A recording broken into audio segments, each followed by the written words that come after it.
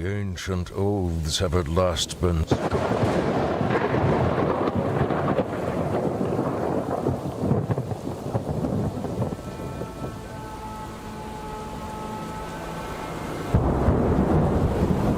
A storm is coming, Gallatin. The worst storm. I'm sorry. I find I'm not worried. We are going to survive. My way has its difficulties, but once in a while, I see light that no one else seems to. I return to my homeland to set right what is wrong, to cleanse an evil. I keep hoping that there are answers somewhere. There will not be a way to soothe that agony. Not until... Not until there is but one God.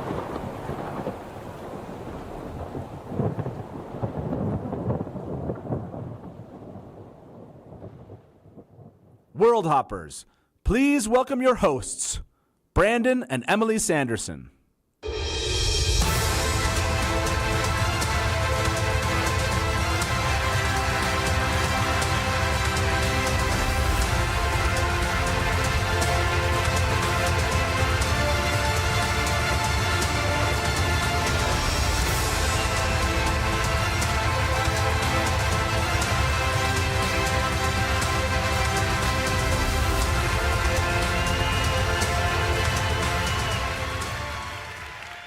Well, everybody, welcome again. So, this is now officially the Wind and Truth release party, transforming into that. What we're going to do is, if you haven't been to one of these before, we'll have some announcements up front, and Emily and I will do that. We'll talk through some things. That'll involve a long list of acknowledgements of all the people who helped make this book and this convention come together. Then we will be having me give a speech, and I will blab at you for like 15 to 20 minutes. You know. After that is our spoiler-free Q&A, right? We'll do a spoiler-free Q&A. There'll be a QR code, and you go and you put, they select you randomly, and then you can come up that way. After that, we'll be doing a reading, and I'll read for you, and then that is it. That's when we'll wrap up. Should take us maybe around 2 hours total. We'll see. We'll play it by ear, but the big chunk of that in the middle will be the Q&A.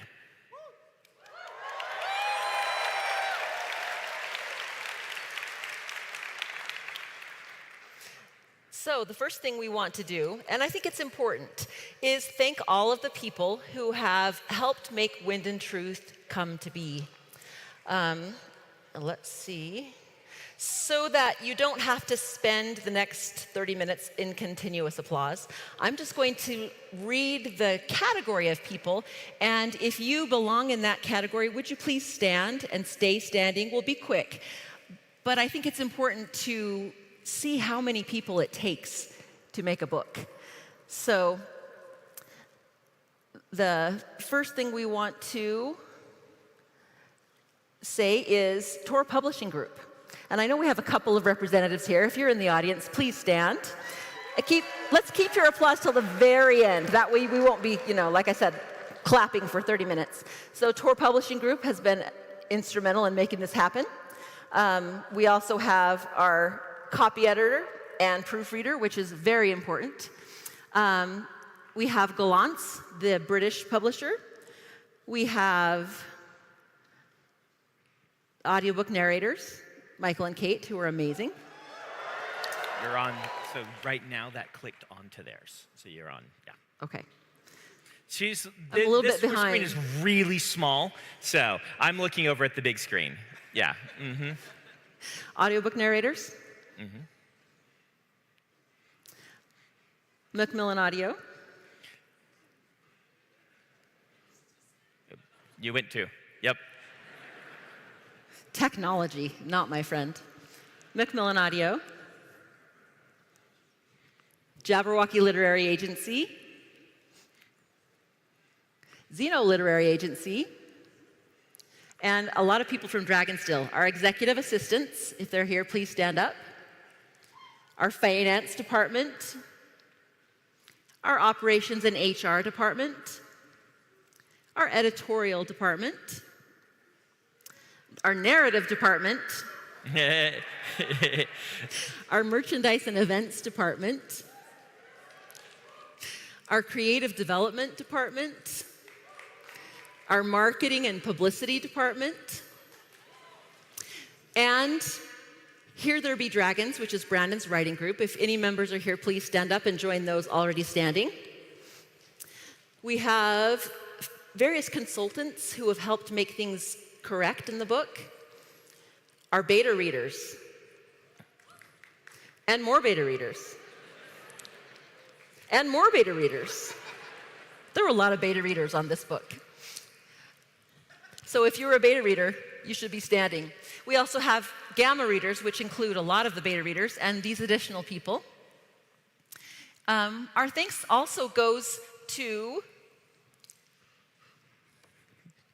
Cornerstone and Paladin Creative, Modern Expo, the Salt Palace Convention Center, and Scenic View Academy. Crumble, the Radisson Hotel. SaltCon, I can't read it up here. And our sponsors, Kickstarter and BackerKit. Okay. So, let's see all the people who are standing. Can you see people around you standing up? There are a lot of people who helped make this book happen.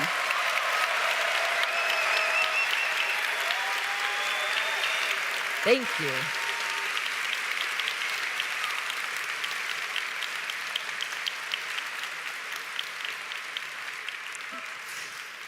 Last but not least, this brilliant guy next to me, he made this book happen.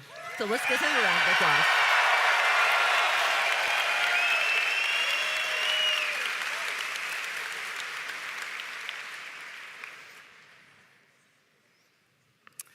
So, we would like to also talk a little bit about Lightweaver. We do this every year. Lightweaver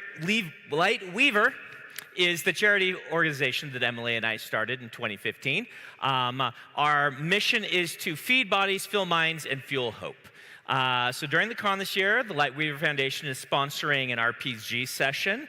My Magic Draft, all the donations from that will go there. A bunch of other activities, such as the artists, a lot of things with the artists. In fact, on my stream a while back, Howard Lyon made me draw pictures you might have seen, and the artists are going to paint over those using my original skeletons and try to make them not awful.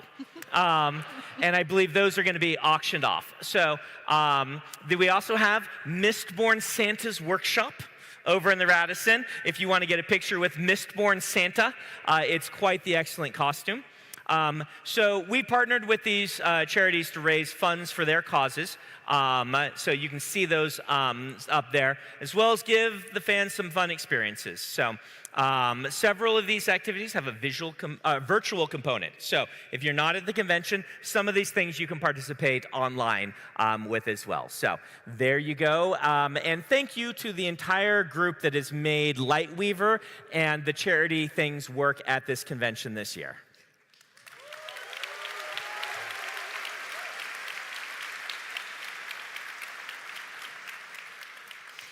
So last year we told you about a construction project that we are planning. At that point we called it Dragonsteel Village, but the project has kind of morphed. So we've renamed it Dragonsteel Plaza. Dragonsteel owns some commercial property in Pleasant Grove, and we hope to build a headquarters for our business, along with a bookstore that can be a storefront for our online bookstore, as well as a general interest bookstore with probably a pretty heavy focus on sci-fi fantasy. We also want this to be a destination for fans. And so we've been working a lot on this. There's not a lot I can show you because things like, spreadsheets and cost analysis and pitch decks, Not very interesting. But just trust me, it's going to be amazing. And keep an ear out for further information about Dragonsteel Plaza.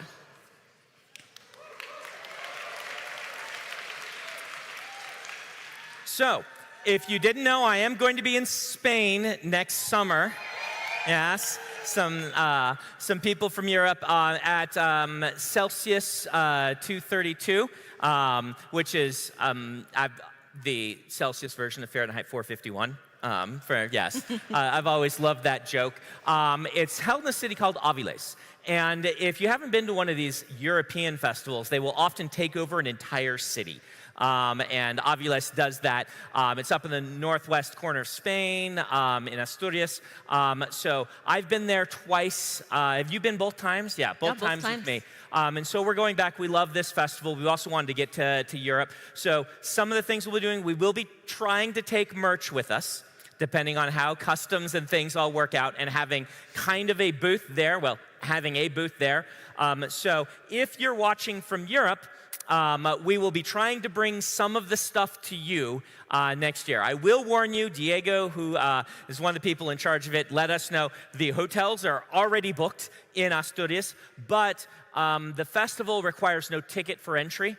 So you can stay in a nearby city and drive in. I expect that my events will kind of be packed.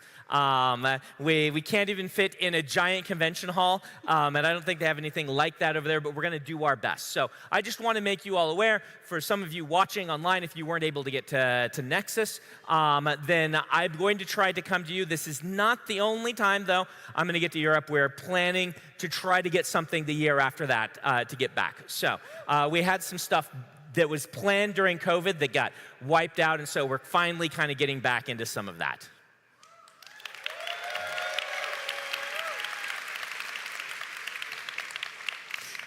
And if you haven't had enough of us, we're going to announce Dragonsteel Nexus 2025 and give you those dates so that you can be prepared.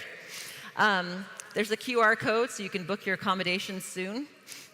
And we hope that you will have so much fun at this convention you'll want to join us next year.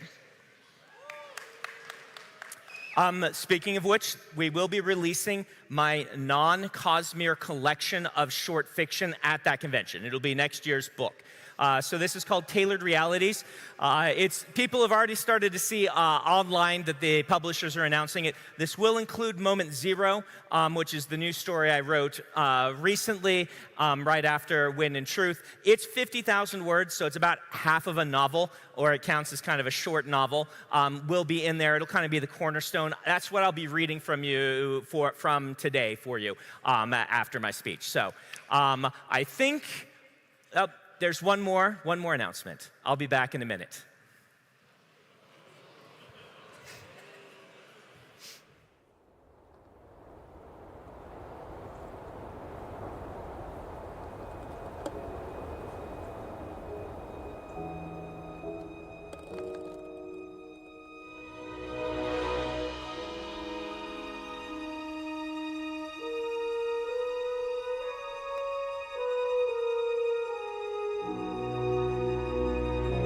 I wondered what it was really like to be tapped on the shoulder and told, "You were born to be the savior of mankind."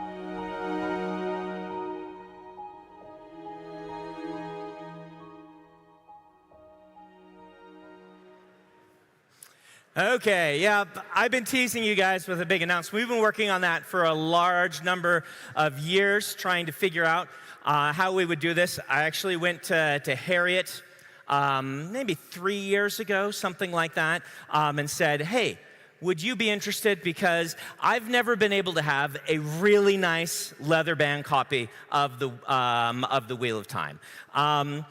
You know, we did have the tour tried to do leather-bound. Some of you might have those, but they just kind of pasted the same text and images into and just put a leather-bound cover on it. There were not very many copies. It's not really something you could get a hold of. I believe Barnes & Noble did a version of Eye of the World that was basically the same thing, same interior text. We wanted to give the Wheel of Time the treatment it deserves.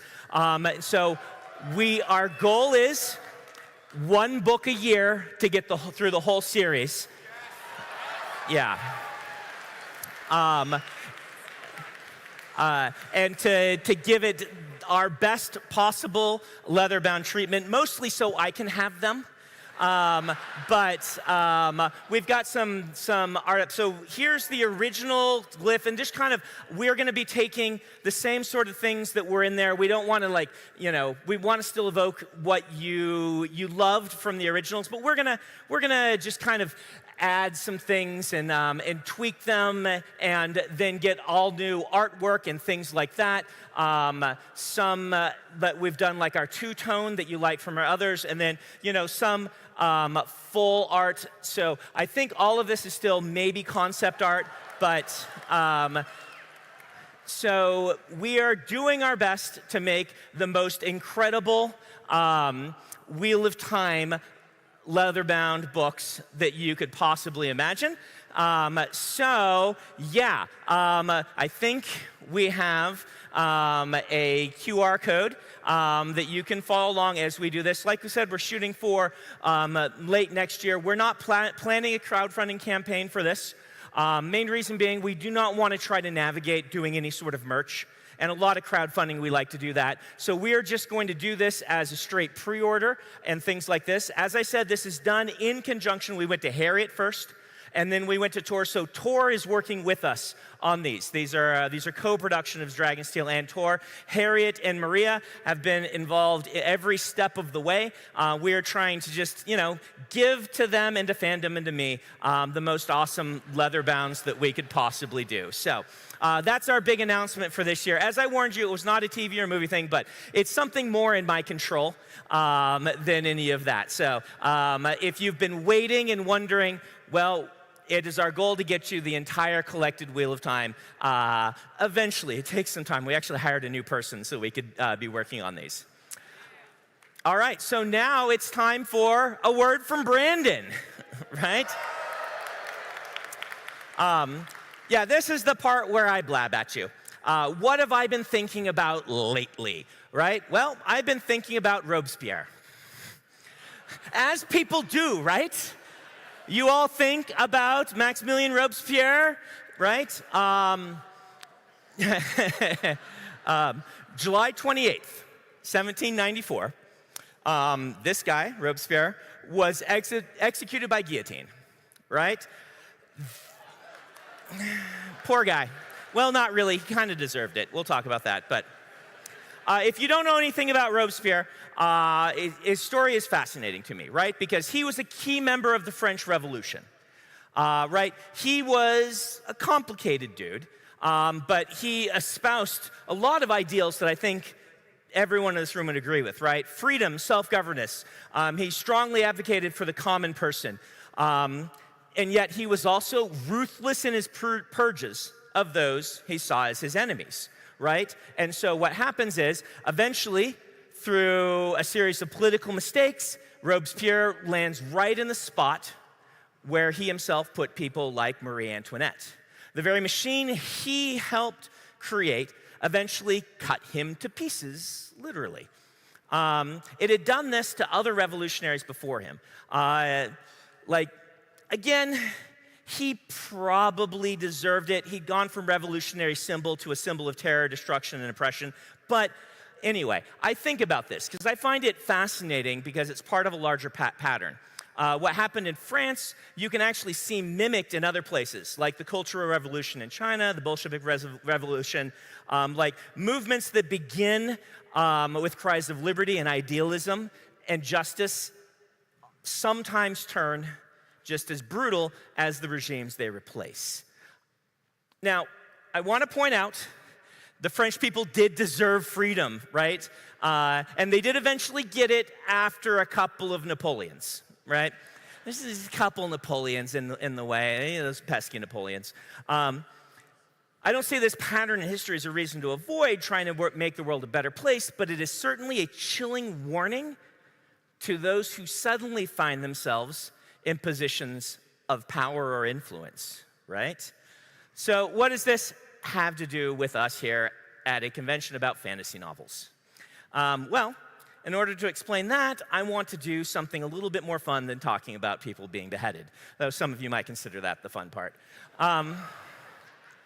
I want to look back a few decades at where this convention began. So I've compiled from some of the things we have, some pictures of early signings of mine. These won't actually track 100% with the, I don't think they're 100% in order. So as I bring them up, I'll tell you what I think they are, and then we'll talk about. So here we go.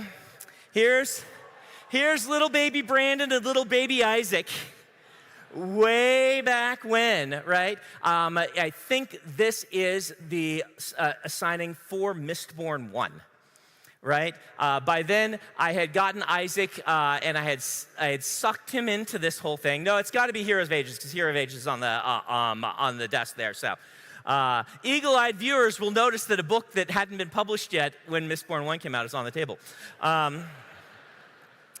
So I'd already sucked him into this. The first roots of what would become Dragonsteel Nexus grew out of my book releases. They were a little different during these early days. I can remember in 2005 doing a signing at Borders, which is now closed, right? And 3 people showed up. Ben and Dan were 2 of them. Yeah. In 2008, I did a reading of a new story at Worldcon, the World Science Fiction Convention, and 1 single person showed up to my reading. It was Eric James Stone, my friend, who's in the writing group.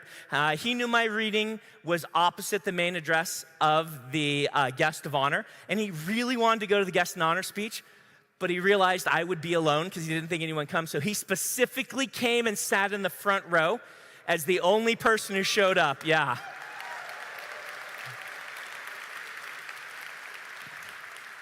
I don't know if Eric has a booth here. Sometimes he does. But if you see Eric, know that he's a bro, right? Like everybody else, and I don't blame them. I think it was Lois Bujold who gave the main address. They all went to the main address, and I was don't schedule people's readings opposite main addresses. We've I think learned that lesson. Oh, I just moved a slide and it's not up there. Okay, so slowly. Fandom grew, right? People started to get excited. My books started to become bestsellers. Back in those days, before the publisher cared, they'd let me do my release parties on a weekend to make them easier to attend. Then they made me stop doing that because they're really worried about the New York Times list and things like that. And if we had book signings early, it wouldn't be as many days to sell for the New York Times list. Then I got important enough to not care about the New York Times list. So this year we were able to move them back to a weekend to make the con a little bit easier to get to. Let's see, what do we got here? There's little baby Brand. I think this one's actually before the other one. It's kind of blurry because this is all we have. Back in the day, I would do these panels, and you would usually, if you were a brand new author, set your book out in front because no one had ever heard of you. And so you put your book out in front of you. So this is probably, one of the local conventions right after Elantris came out. So we started doing our book launches at BYU Bookstore. I know some of you here were at the Wheel of Time releases there, camping outside overnight because you're crazy. The campus didn't mind if people camped out. We did that for a number of years, but finally we outgrew that space. We tried a school auditorium. Anyone go to that one? You remember that? That was Skyward? Yeah. We outgrew that. And so we eventually started going to the convention center in Provo. By the way, here's Peter as Alamancster Jack. from one of those early signings. This is one of the earliest. Peter would know which one this is, but it's from probably Shadows of Self, I think. Finally, here we are. We're in the biggest venue in the state, and we still can't find enough seats for everybody. Hello, overflow room. I love you. But let's see. I think we've got a few more on here. It's been a long and exciting journey. The first time I can remember giving a speech like this was in 2009. I was invited to be the Toastmaster at Mile High Con in Denver. Soon after that, I started getting offered spots of guest of honor spots at conventions. I did one at LTUE on BYU in 2010. And, oh, by the way, there's me with my Scalzi Award. If you need to know what that is, there's an intentionally blank about it. This is the award for someone who lost to John Scalzi that my friends made for me. And that's John Scalzi. So when I lost the Hugo, well, it was the Campbell Award to him, they made me a Hugo out of Legos.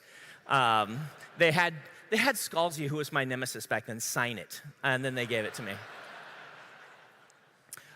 So over the years, I developed this guest of honor speech that I gave back in those days a number of times. And I figured for this one, I think the last time I gave it was right around 2010 when The Way of Kings came out. And so I wanted to revisit the same topic today, 15 years later almost, and really look at how I've changed and if this topic has changed at all. And that topic is something you might have heard of. It's called Sturgeon's Law. Does anyone know what Sturgeon's Law is? Sturgeon's Law, I promise, by the way, this will relate. Sturgeon's Law is usually summarized with the statement, well, 90% of everything is crap. Right? You've probably heard that if you haven't heard the name of Sturgeon's Law. It's usually quoted in fandom to justify you loving a genre, right? People will be like, look at these terrible fantasy books. And people will be like, well, 90% of everything is crap. So yes, those are crap, but so is a lot of what you love. 90% of everything is crap. I hate this idea. I hear it all the time, and I just hate it. In fact, if you look back at what Sturgeon was talking about himself, I've got the actual quote here, one of the places that he quoted Sturgeon's Law, where it comes from. You can read it's like, he's saying that kind of we pretend that things are crap because we decide what isn't. It's more along the lines of he's acknowledging, like, everybody's tastes are different, right? You can look that up about Sturgeon's Law, but he was a prolific writer and critic and worked in science fiction. And the tone of quotes like this one on the screen sound to me like he's in on the joke, right? He didn't intend this to become a law that would get quoted at me time and time again, that 90% of everything is crap. It's more like human beings have varied tastes. But I think over time, this phrase that was meant as kind of a joke has been taken up with absolute sincerity, loses its irony, and I feel like in fandom, we are making a constant fight for legitimacy, and to do so, we often just kind of have to feel like we need to step on everything else, right? How am I going to get higher? Well, let's see how many people I can step on to get higher, and I don't like that attitude. I feel like quoting Sturgeon's Law is doing that. We do it because we feel we have to prove that we at least have good taste, even if everyone else in the genre is actually terrible. One of my pet peeves, by the way, is when an author gets some success and tries to distance themselves from their genre roots, or when media interviews try to do it for them. There's lots of people who have done this. Some of you may remember the Margaret Atwood kerfluffle from a while ago, where she claimed her books aren't science fiction because they don't have any talking squids in them. Ursula Le Guin kind of took her to task, and in fairness to Margaret Atwood, she engaged and did lots of conversations with Le Guin, and her take turned out to be way more nuanced than the soundbite of, well, there's no giant squids and things like that. But she did really say some things like this. Another take is when J.K. Rowling claimed she didn't like fantasy and hadn't realized she was writing it. Fortunately, Terry Pratchett was there for us, as he always still is.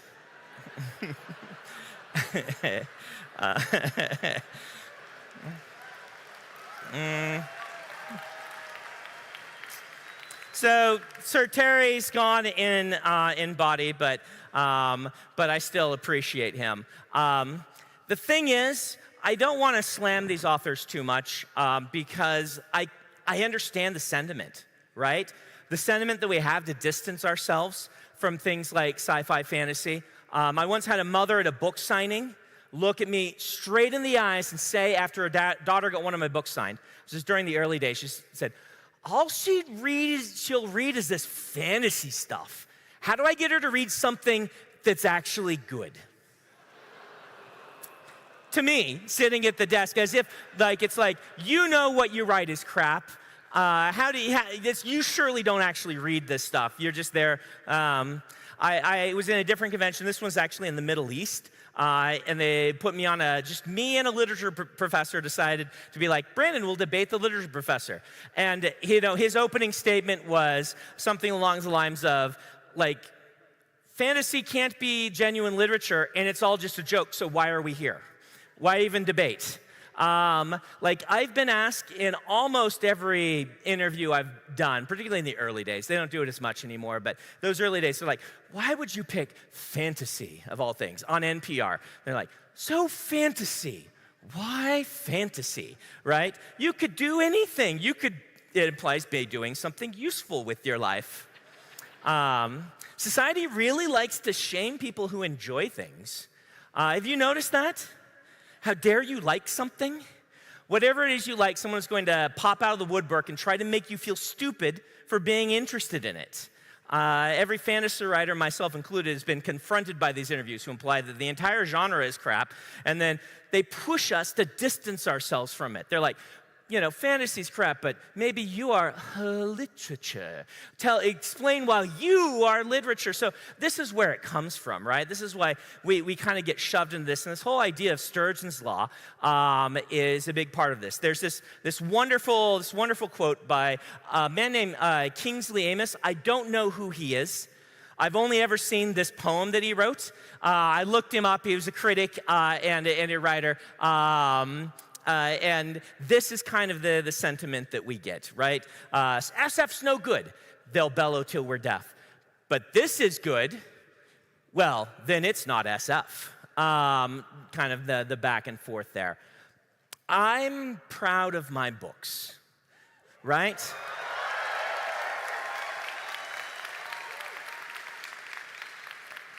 I think my stories do something interesting and innovative with the narrative and with the storytelling. I think the Stormlight Archive explores what fantasy is capable of being, all while delving into the human condition.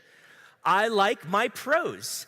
I do it quite deliberately. I don't think it is bad. I think it is good. It just tries to do something different.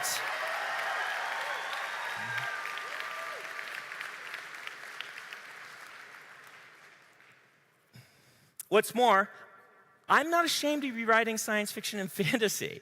I'm proud of it. I'm not going to be bullied into believing or saying that most of our genre is crap. In fact, I don't believe that 90% of what is created is crap, right? I believe most of it is awesome. That doesn't mean everything has to be for you. Something can be one-star read and not be crap. Something can also be one star and not yet be of a technical ability that it should be, right? It's variety is super important to us. Having different tastes is important to us. I wish as a society we were better at distinguishing between what is technically and narratively flawed and what is a well-written story that simply doesn't appeal to us, right? The world would be so much better a place if we could make that distinction. But regardless, I don't think Sturgeon's law holds no matter what, even without my opinions.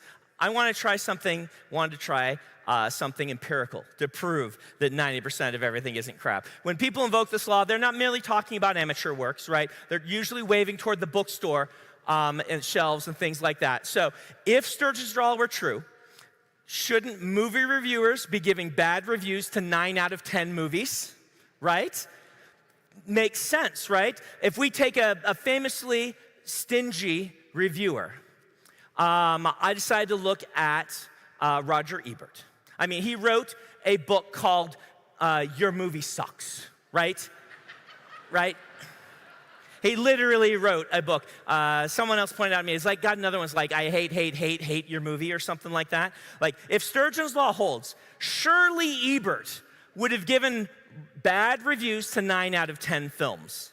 So I did a super scientific experiment by going to the very credible website Rotten Tomatoes, and I did a count of Roger Ebert's reviews, adding up how many he splatted, which means I think they give a splat to anything. They even give it to like a 2.5 star. I think you have to be 3 stars to get a fresh. And how many he graded fresh, right? So how many did he grade? Not just above average, but good. I did some estimating. I didn't read every one, but I got a good enough sample size. And what did I find? Ebert liked like 60% of the movies he saw, right? Famously, one of the most harsh critics out there still likes 60% of what he's saying. I first did this experiment back in 2007 when Ebert was still with us, and I got around the same number during that time, maybe even a tad higher. It might have been like 2/3. So Ebert didn't think 90% of everything is crap, but I thought maybe there's someone harsher. Maybe there's somebody out there that maybe Ebert's too popular a critic. Maybe he actually secretly likes everything. So I would try to find on Rotten Tomatoes the most cold-hearted critic ever, right? And again, my super scientific methodology. I thought, I'm going to find a movie that nobody can hate. Nobody who was at least not dead inside. A movie with universal acclaim. I initially did this with Return of the King, right? But Return of the King only has a 94%. I'm like, is there something that is even harder to hate than Return of the King, right? So I ended up picking a different movie, The Iron Giant, right? Right? The Iron Giant. This is I think this is an amazing, perfect film. Even if you don't love The Iron Giant, I feel like you have to acknowledge that The Iron Giant is technically quite well made. It's above average. It's not crap, right? So I thought, if I can find the critic that gave a bad review to The Iron Giant, then I've found the person, right? So I searched through. There's only a handful of the reviews, and some of them are people that's like there are only 1 or 2 reviews. I figured I had to throw them out. I also wanted somebody that wasn't really still active, that was a reviewer like Ebert who'd been popular in a day. I wanted somebody that the internet wouldn't dogpile just in case this went viral. You always got to be aware of this. And so I ended up on a reviewer who was named Stephen Hunter. I think he's still alive, but he hasn't written a review in 15 years. He retired. He wrote reviews for the Washington Post during this time when Ebert was doing a lot of his work. And this guy, perfect, right? Along with The Iron Giant, he panned Home Alone, yeah, Platoon, right? Chariots of Fire, Gladiator, Best Picture winner, right? And he panned Princess Mononoke. Yeah, right? So he's got to be the one that proves Sturgeon's Law, right? Like if he hates that stuff, he's hating 9 out of 10 things, right? So it was time for me to tally up using my official Brandon scans Rotten Tomatoes and roughly count splats. And he liked 50 to 60% of what he saw, right? He liked Scary Movie 4. Yep. Yeah. Gladiator, crap, right? Mononoke, no thank you. Scary Movie 4, though. Nothing against Scary Movie 4. I have seen it, though, and let's just say that's one of the ones that was maybe not for me. It does have a 30% or something on Rotten Tomatoes, so no Iron Giant. So the person I found with my extremely scientific methodology, who was the most cold-hearted critic on Rotten Tomatoes, even they didn't like hate 90%. Even they liked more that they saw than they disliked. So, turns out Sturgeon himself was right, but the quote about his law is wrong. 90% of everything is not cred. It's just that we, as human beings, have eclectic tastes. And as much as I've joked about this guy, it's actually okay for him not to like the same movies that I like, right? We can't agree on what is great and what isn't, and that's not a bug, that's a feature of being a human being. Makes it hard for me as a writer, right? Because I have to try to make sure that there's something in every book for everyone to love, but knowing that there will be something in every book that same person hates, right? And that's really, really a challenge, is making sure. But art needs division. Witt talked about this.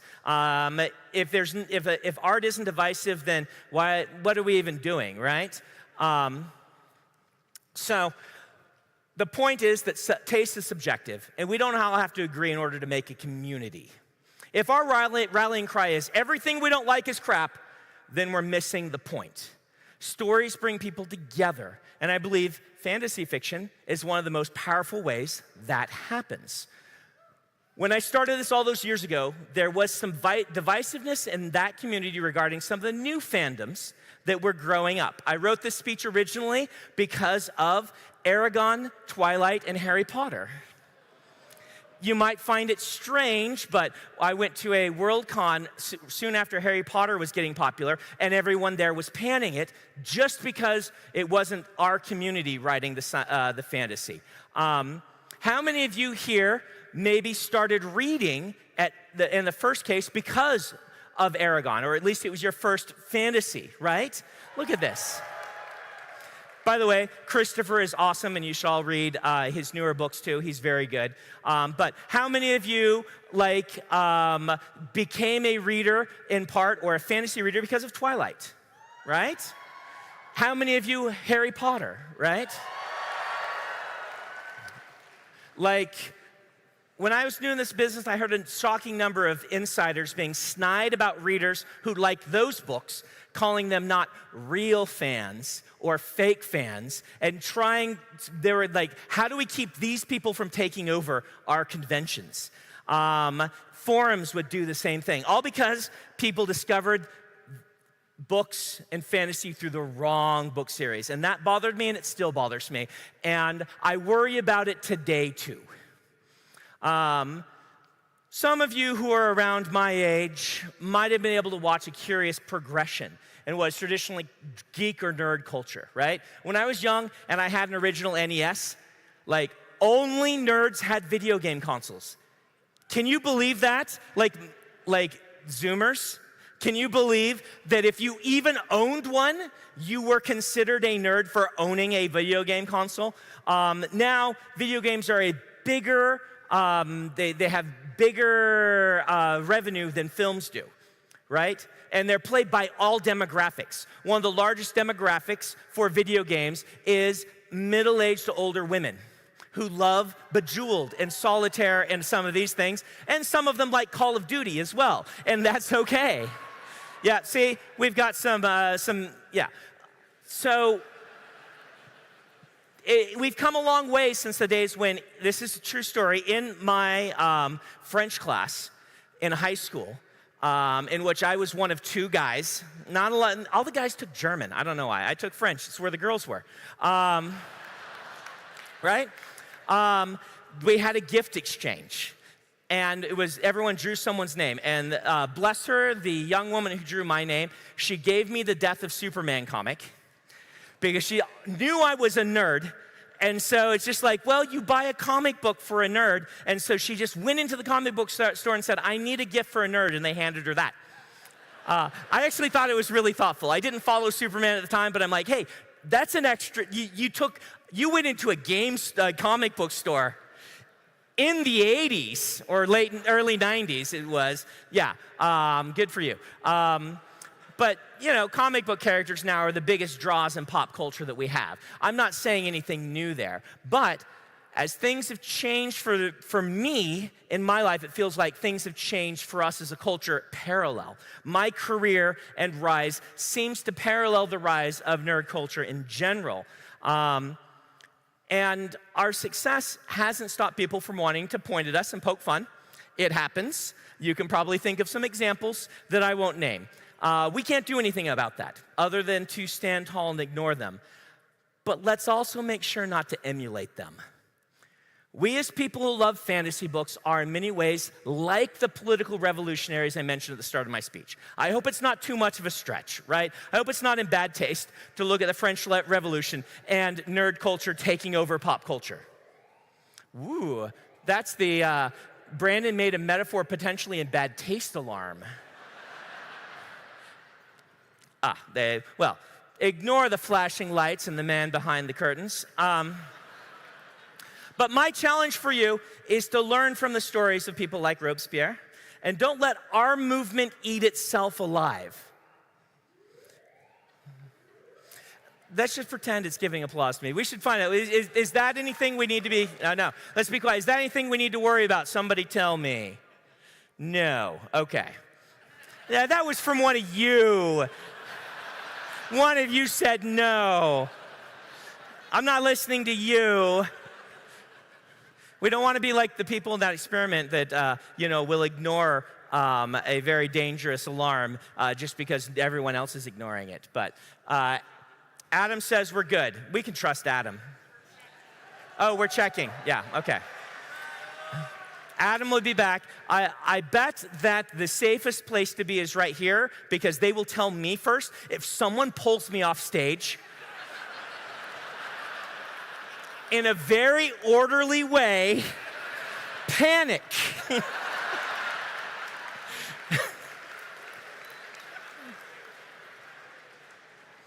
All right, my challenge for you is to learn from the stories of people like Robespierre.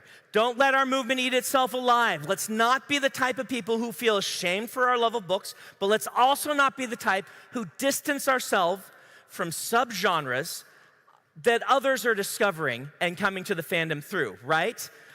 So if people are, for instance, coming to science fiction and fantasy because they love romantasy, right? Well, this is a good place for them, isn't it? Right? One of my big goals is to bring you all together as best I can. I talked a little earlier about Story Deck. This idea that Dan and I came up with a decade ago that we never thought we'd be able to pull off. Nexus has given us the opportunity to make this. Our goal with that is to get you to chat with each other, to go trade with each other, to go to the trading post. Now, some of you who are mega introverts and even coming to this being here, I see you. It's okay. You don't have to. But if you are here and wanting to, let's try and have some chances to go trade. Chat with people. Ask them what they like, which stories they like, and why. Let's make a place, particularly for those who might have shown up here without a friend in tow, and this is, one of their first conventions. That was me. My first convention was when I was 18. I've told this story before, and I went to a science fiction convention because there was a writing contest, and they had a $50 prize, which I won. Yes. It was for students. Oh, wait, they're going to warn me. Since you have a big mic. Yes. We're good. They're resetting the alarms. It was something in the kitchen. Okay. We're fine. It was something in the kitchen. They're resetting the alarms. Like I said, if a giant hook grabs me and replaces me with a stuffed doll that kind of looks like me, then be suspicious. But the whole goal was to find a way for people like myself who went to that con by himself. And like I said, I did win $50 savings bond for the student division for my story Centrifugal, which is really bad, but you can read it on my website. We wanted to make sure that Nexus was interactive. So check out the craft room and the people there who will help you make something. Go to the trading post. Visit the dealer's hall and chat with the people there. If someone is chatty when you're trading with them, ask them if they're here alone. And if you're the type that is okay going to panels with somebody that you don't quite know, let's make a place for people here. And when you return home, oh yes.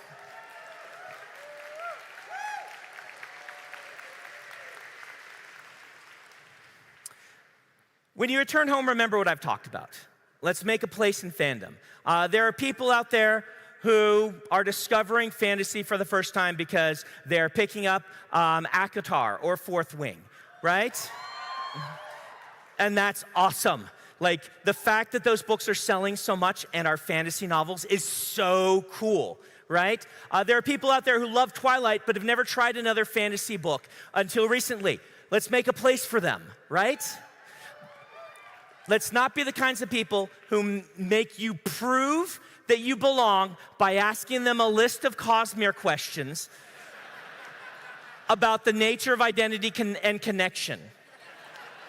My sister Jane has a story about this. If you haven't seen Jane, she's at the Lies Weaver booth. Let's just say, I am not known for my keen fashion sense. Anytime I'm wearing something that is not what a Luddite would wear, it's because someone else helped me, right? Jane was a personal fashion person at Nordstrom's. Her job was the high-end customers who came in. She helped them because she was so good with fashion. She went to one of my signings once, and somebody said to her, you look like you're in the wrong place. And she's like, I'm his sister. Let's make sure we're not gatekeeping who gets to be a fan. That doesn't work anymore.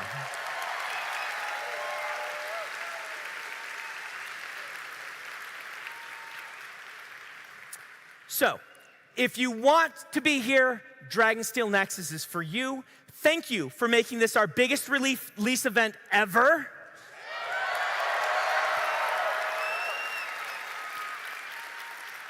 I love you, you're amazing, and I hope you have a fantastic Nexus 2024.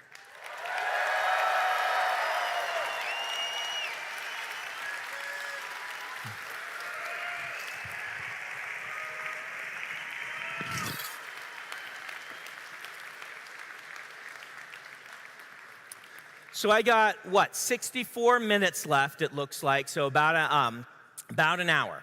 We're about an hour into it. So I'm going to do Q&A for 30 minutes, then I'm going to go to the reading for about 30 minutes, all right? So Q&A, let's see, how do I do this? Am I supposed to advance to a QR code of some sort, or do you guys just put it up? It was already up, and you have already done it, and now they're just going to take over this, and they put the names up. Hey, look. Thank you, all the behind-the-scenes people. We didn't clap enough for them.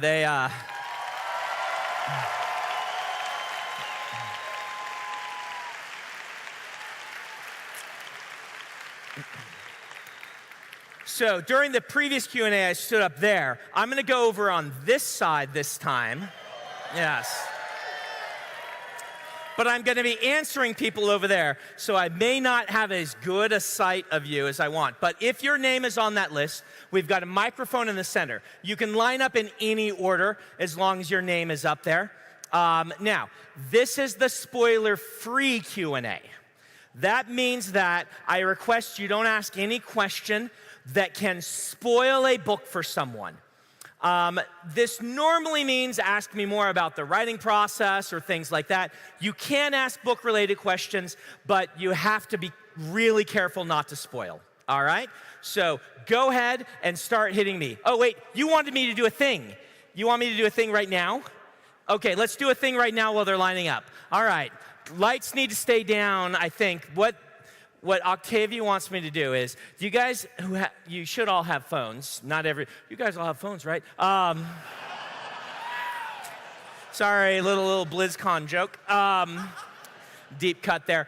Take out your phone and turn on the flashlight setting. They do this at FanX and other conventions.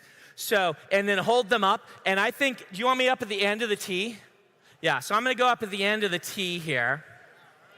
And we're going to get a cool picture, and we'll post this all online, and then you guys can be like, hey, I was there. I was one of the sea of lights. And so here we are, Dragonsteel Nexus.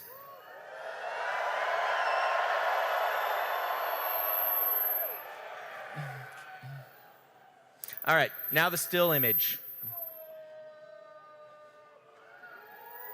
Okay, thank you so much. All right. I warned Octavia I might forget, and indeed I did. I get into a rhythm, right? I'm like, all right, time for a question. So let's try not to spoil, but go ahead, introduce yourself and ask your question. How's it going? I'm Joe. First, Hey, I want Joe. to say you're the man. Thank you. I think I'm going to ask something else, just in case the first question is going to be spoiler. So what's your favorite Studio Ghibli movie? So, good question. For me, it is Mononoke. I am an epic fantasy man at heart, and I think you could probably call Nausicaa epic fantasy as well. But a lot of them are kind of a different subgenre, like Spirited Away is a portal fantasy, and he does a lot of things like that.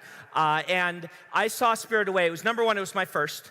My brother had loved Miyazaki beforehand, and they were showing it at one of the theaters up here when it was a first release, way back whenever that was, before Spirited Away. It was actually in the theaters. My brother's like, you're going to love this. Just trust me. Go to it. And I went, and there were like 5 people in the audience, and I loved it. I'm like, wow, this is like straight up epic fantasy. A really, really cool epic fantasy. How have I never listened to my brother before and seen any of the other stuff? And so since then, I've watched. I've been very much a fan of the work. Thank you. Excuse me. All right. Yeah. Go ahead. Hi, Brandon. Huge fan. You bring me and my family together a lot. Oh, well, thank you. My first question is: are the rhythms recorded somewhere? Are the rhythms from for the singers? Yeah. No, they are not. They're in my wiki as text, and as I have said before, I'm going to let an eventually person who makes films figure out how to film that. That makes sense. And then, if I were making a Rhythmatist video game, yes, who would I speak to?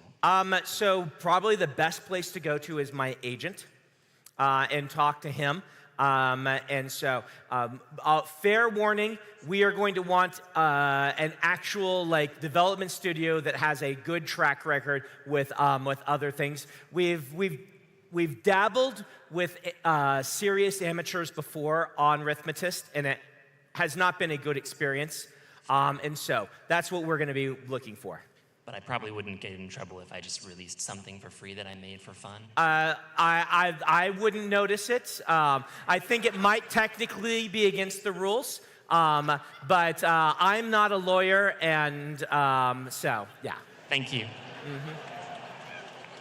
I don't know. I don't keep the fan art policy. All I say is make it as liberal as it's humanly possible to be without getting us in trouble in the future. Hi, Brandon. I'm Crystal. I came out from Boston for this. Hey, welcome. So my question's a quick two-parter.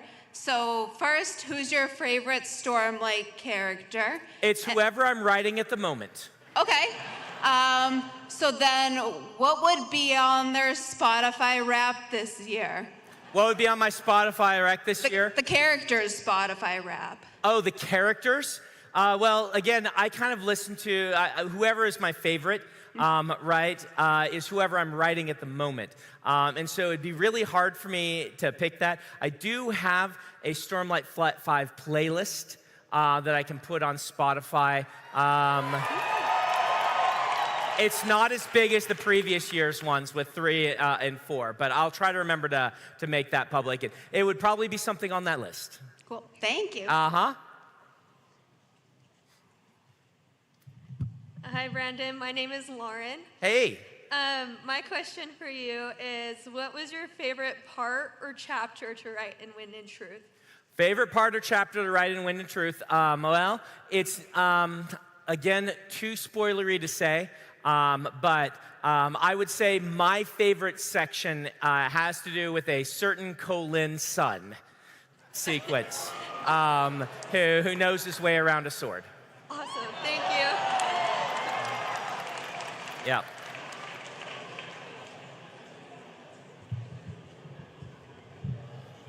Hi, Brandon. Hey. So I have a question about one of your Cosmere settings. Not like, I'll avoid spoilers of the books. Yeah. So Stadriel doesn't have a moon. No.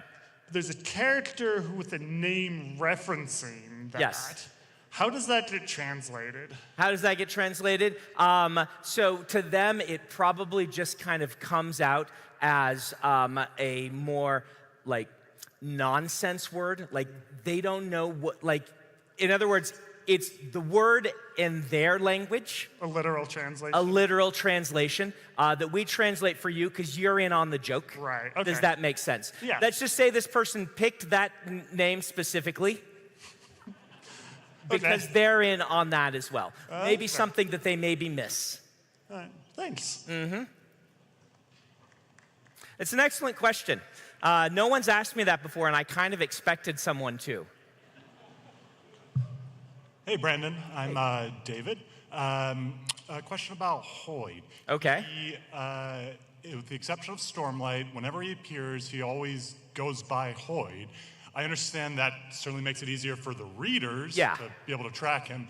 But is there an in-universe explanation for why he doesn't try to disguise himself? He certainly disguises his outfit, his face. Yeah, I mean, the real answer is when I wrote Warbreaker, I gave him an alias, and then I'm like, this is going to be too obscure even for me, and I changed it back, right? You can find that in the early drafts of Warbreaker. You can actually, because I posted those all online, you can see the moment where I decided, no, he needs his actual name. I think it's in there. I think I changed it in between drafts. Maybe it was even earlier than that, but he was originally just going to go by Dust in that book, and I realized I needed to do this, and then by the time that I thought, you know, it is a little odd when he's trying to hide from certain individuals that he's going by a well-known alias on some of them, but by then I'd already written the books, and I'm like, Hoyd is just brash. Hoyd doesn't care as much as he implies he cares if he gets discovered.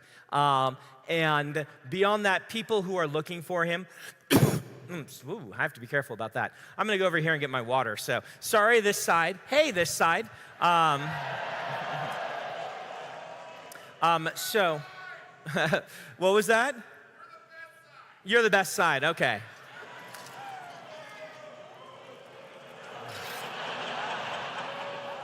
Oh, boy. Now we're gatekeeping which side is better. Did you learn nothing?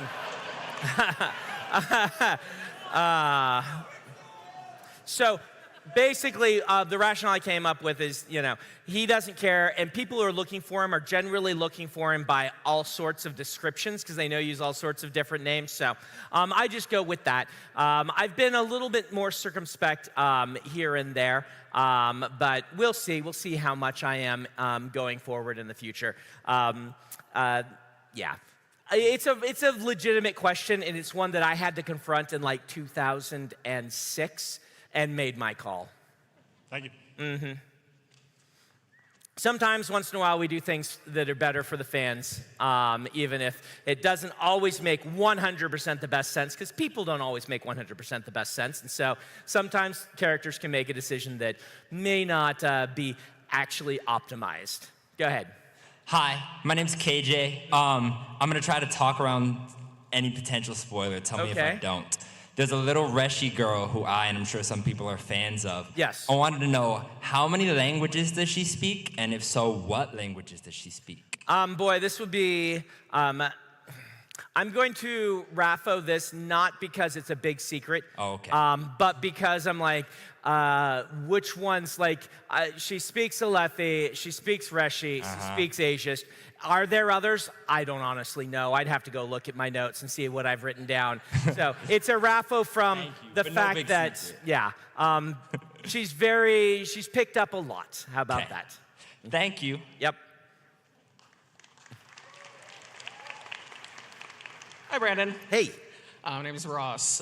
Got a question about Turkin from White Sand. Okay. I was wondering if a sharp blade could cut through it or if it would stop it. Boy, would it stop it. I'm going to RAFO that for now. RAFO for now. RAFO for now. Thank you. Answers will come. I'm going to say probably a sharp blade would cut it, but I'm gonna look at that more closely because you've got a really good argument that it wouldn't. So we'll see. Yeah. Hello. Hi. I'm going to ask two questions. One's a little crazy. If cats were in the Cosmere, who would be the crazy cat lady? Who is the crazy cat lady? You haven't met her yet. Oh. Okay. I know exactly who it is. You'll know her when you meet her. Okay. And there are cats in the Cosmere. Oh. Yes. And Not then, on Roshar, but if you're going to the ball tomorrow night, Yes. and Emily says yes, can I have a dance? sure. Yeah. Am I going to be dancing at this thing? I don't know. But if Emily says yes, then sure. Awesome. But not for everybody. That's the only one. Otherwise, I'll be dancing all night. And the one tomorrow night's the one that my family's going to. In fact, my mother is here. It's her birthday.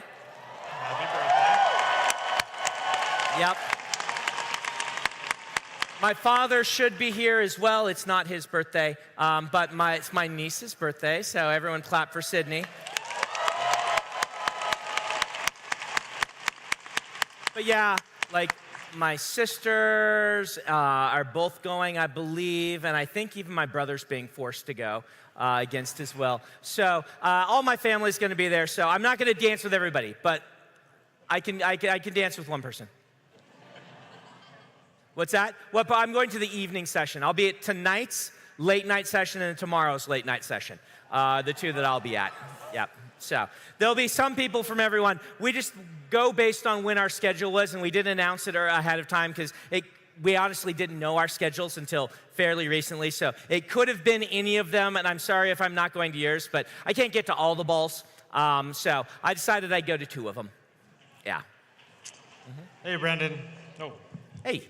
Long-time listener, frequent world hopper.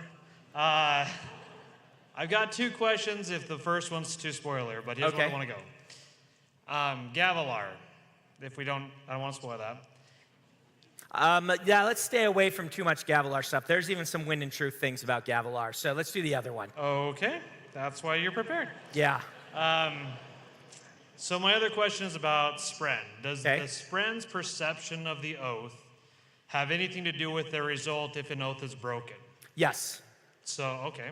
Yep, it definitely does. Now, let's be clear that there's also some weirdness going on with oaths being broken right now in the on Roshar that isn't a natural outgrowth of the way that oaths are done.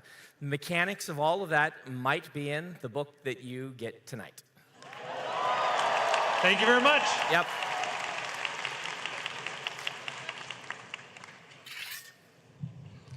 Hey, Brandon. Hey. Same situation. I've got a silly question if this one's too much.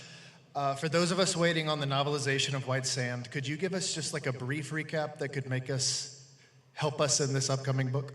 In this upcoming book of what? Like the magic system in White Sand. Oh, the magic system in White Sand.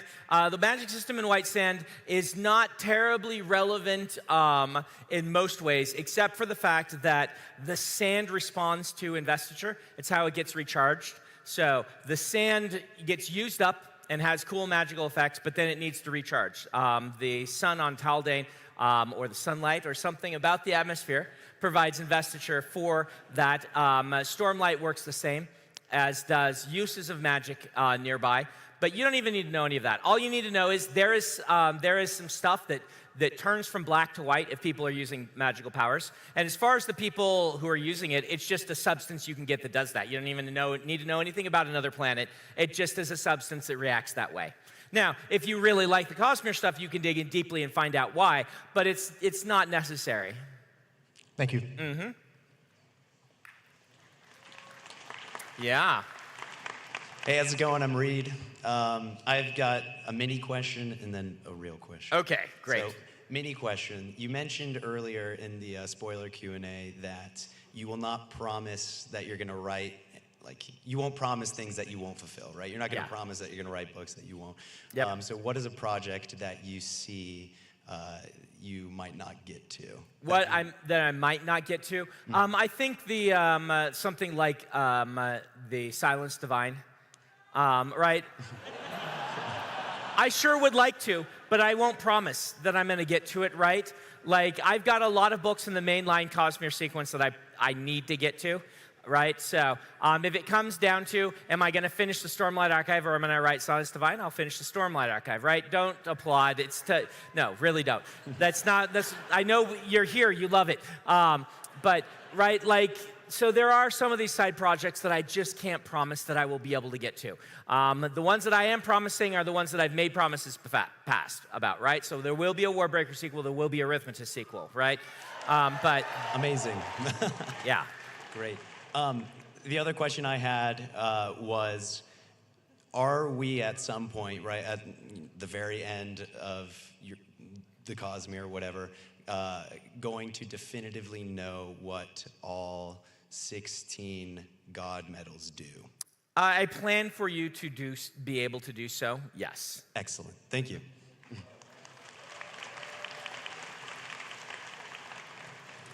Hello. Ooh, looks like we need to get a cosplay pin for you.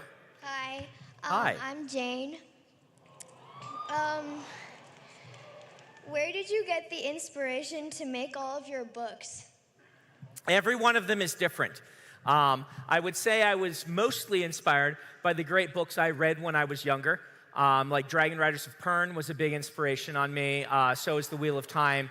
And some of these things that I read when I was young. At the same time, every time I write a book, I have a different method of coming about why I decided to write it. Right? Some, like Tress of the Emerald Sea, start because I watch a movie and I ask, what if? Or in that case, my wife asks, what if? And then I write a book for her about the what if. Some of them come about because I realize, hey, a really powerful magical hurricane hitting a planet would do really interesting things to the ecology. That's an interesting idea, right? And so everything's different. Sometimes it's a plot idea, sometimes it's a character idea, sometimes it's a setting idea. Usually it's a bunch of each of those combining together. Okay. Thank you.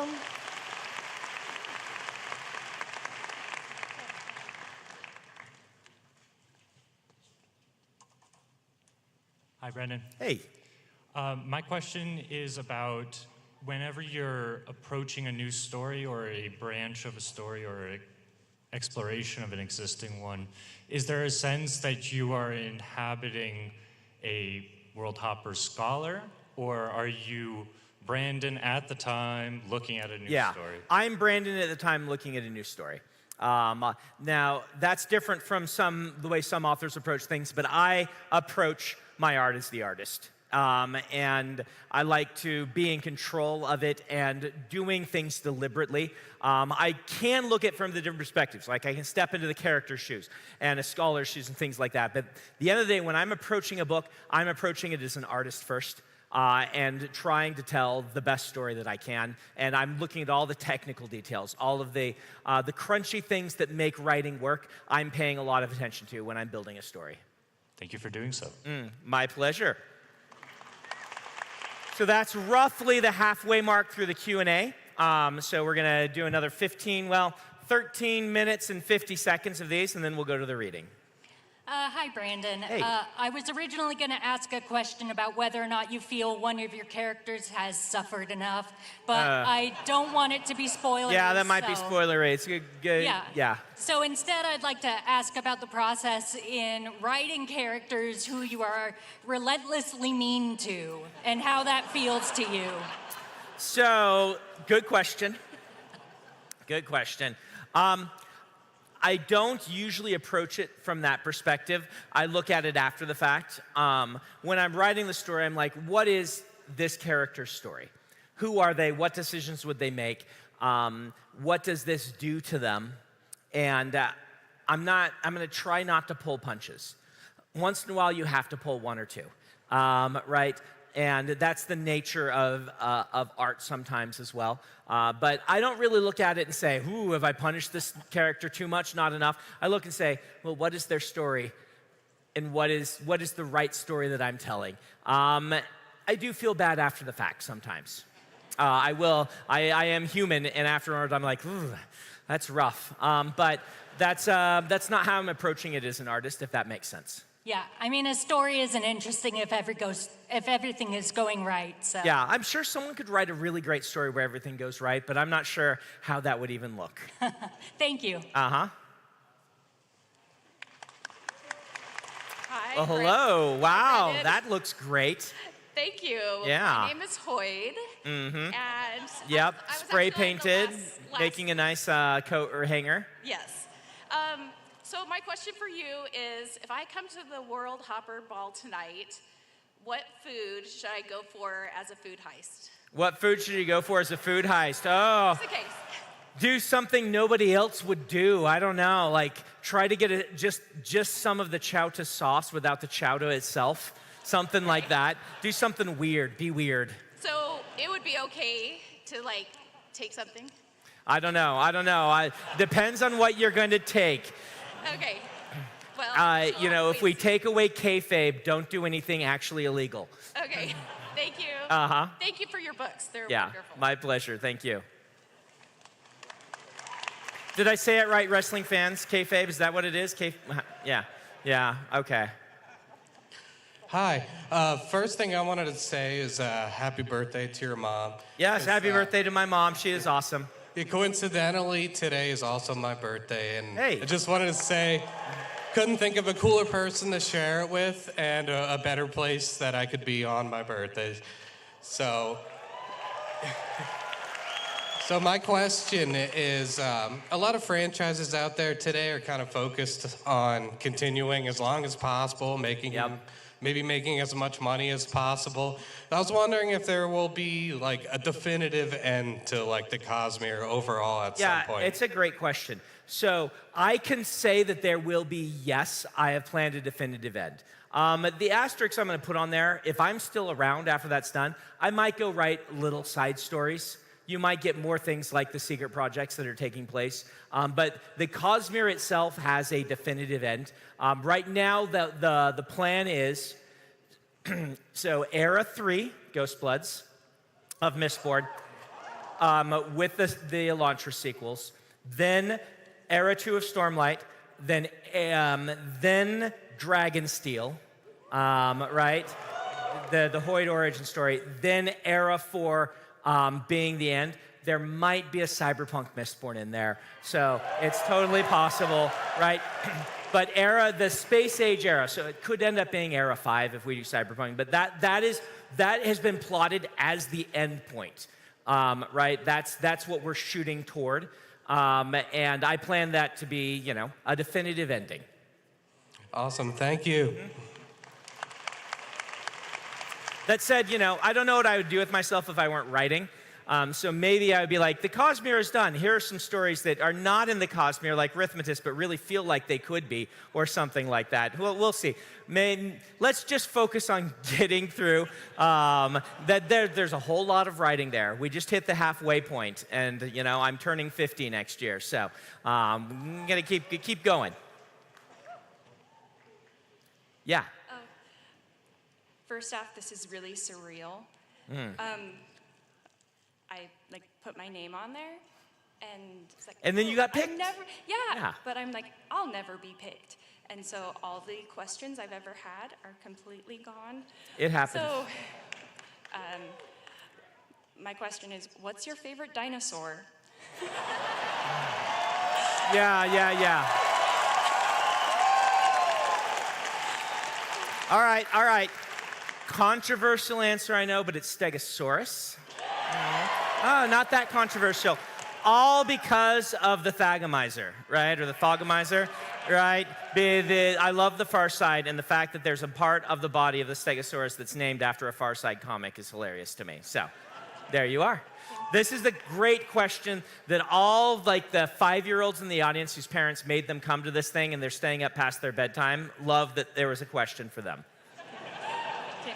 And thank you for your books. Yeah, my pleasure. Thank you for reading. Hello. Hello.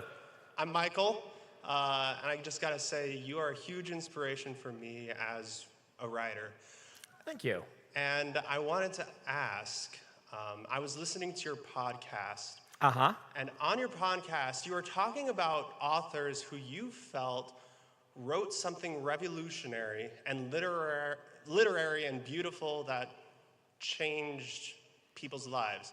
And you mentioned that you felt you had not quite reached that point. Yeah. I'm wondering, what do you feel you need to do to reach that point? And do you have any plans to get there? Yeah, well, here's the sad thing. I think to get there, most of us, we can't still be around. Meaning, their books have to have been, this is not a question. The reason I think can't say that I got there is that I think majority of people, it's 50 years after they passed away, 100 years after they passed away, looking back. It's a really interesting study. Here's a cool thing for you to do. Go look and see what the best sellers were on the New York Times list in any given year since it's been counting, since like the late 20s, early 30s. And recognize how few of those you recognize, despite them being the best sellers. And then once in a while you hit one and you're like, oh, wow. That was recognized during its era. Now, it does happen sometimes. I think Harry Potter has done that. It has changed the face of the structure of publishing and things like that. But I'm not sure we can say that other things that have sold nearly as well have done so until we're well past it. In 50 years, do people look at Twilight kicking off a certain paranormal romance boon as being a huge turning point? Or is it seen more in a line with things like Anne Rice? I don't think we can say yet, and I certainly don't think I can say yet whether, my crop of like what I call the third generation fantasy writers, right? There was the Tolkien era, there was the people who were deeply influenced by Tolkien, and then there are those of us who grew up reading fantasy as bestsellers. And I'm not sure that we can yet say. I certainly can say, like, books change lives. I can point at, for instance, Dragonsbane changing my life. I think it's an amazing, fantastic book. Did it change the face of fantasy landscape? No, it did not. You can look back in hindsight. Barbara Hambly's an amazing writer. I think she's guest of honor at Worldcon this year or next year, and worthy of all the praise. But most of us don't write something that changes the nature of a genre. That's okay. We're here to change people's lives, and if you change people's lives, if you only write a few books and it changes the life in some way of your friends and family, then that's a powerful, important book.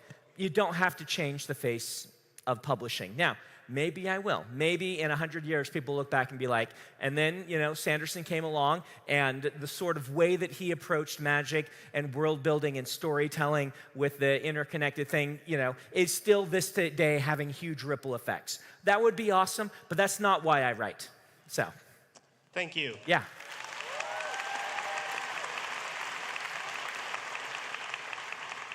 Hello. Hi, I'm Miranda. I was wondering if you would ever consider a musical adaptation of your works. Personally, I think that Warbreaker would make a really good Warbreaker musical? Yes, I would consider it. I definitely would. Broadway musicals are tough, right? And I've seen way more that didn't work than did. And that's not to, Sturgeon's Law. It's just really hard. Really, really hard.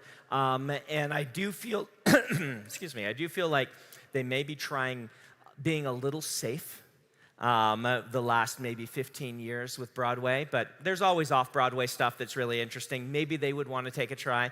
Dan wrote, not a musical, but a stage play of one of his books, so yes, I would consider it. Awesome, thank you. Mm-hmm.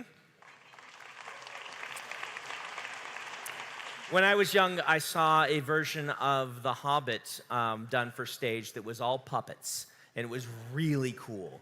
Some of you, I don't know if it's a famous adaptation or not, but it was really cool, and I've always appreciated that someone took the work to make The Hobbit as a stage play, which is not something that at that time I think was something that was frequently considered. So, yeah. All right, I'm going to walk up to the end. What time have we got? Oh, my timer's back there. I'm going to do this question and then walk back and see. Hi, Brandon. I'm Enzo. I'm a bit nervous. That's all right. You don't have to be nervous. You're my boss. I work for you.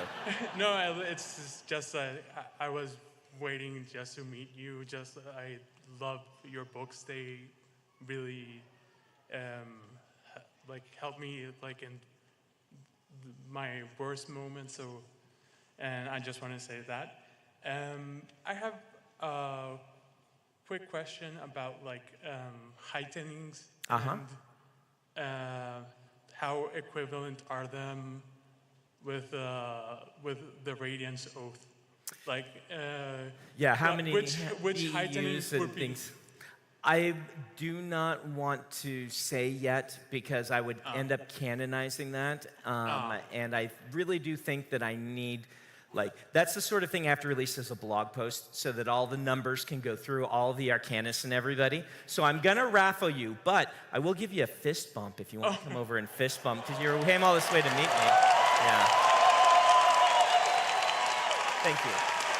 Good to meet you. It is my honor. You're wonderful. Go get a raffle card. All right. So I'm going to walk back here and see how much time I have left. And meanwhile, if there are others on there, let's see. So we got 1 minute and 20 seconds. Yeah. So I guess this is probably last question. Depends. If your name's on there, we'll get to you. But we're not going to put up any more, I think. Hi, Brandon. Hi. My name's Edgar. My question's regarding connection. Mm-hmm. So with connection, you can make people understand the language of the place that they're in. Yeah. By changing their native language for people who are multilingual. So my question's regarding people who grow up bilingual. Yes. How does that interact with it? So there are multiple ways to interact with that. One would be to replace one of the languages. But also you can make connection with more advanced uses to not just replace, but to add to. And you'll see people figuring that out, or to change kind of your past in a little bit of a foraging way where it's like, you practiced this all when you were young. And so there are lots of different ways it can manifest depending on the skill of the person who is making that bond. And as a quick follow-up there. Yes. I myself grew up with Spanish and English. So there's this thing called Spanglish. Yes. Which some people really grew up with Spanglish rather than the two languages. Yeah, that could totally happen. In fact, you can tell, here's an example. You can tell in certain books when someone has a bit of an accent or they use a bit of something like that, that oftentimes that's a tell. For, if someone has no accent, they're maybe using magical means to circumvent, and if they do have a bit of an accent, then they may have learned it, or they may have been bilingual and they're adding on, or things like that. So it can be a tell. So thank you for your question. I think we're going to go to the reading now. Am I right on that? All right. We are going to have a chair brought for me. Thank you very much, chairperson.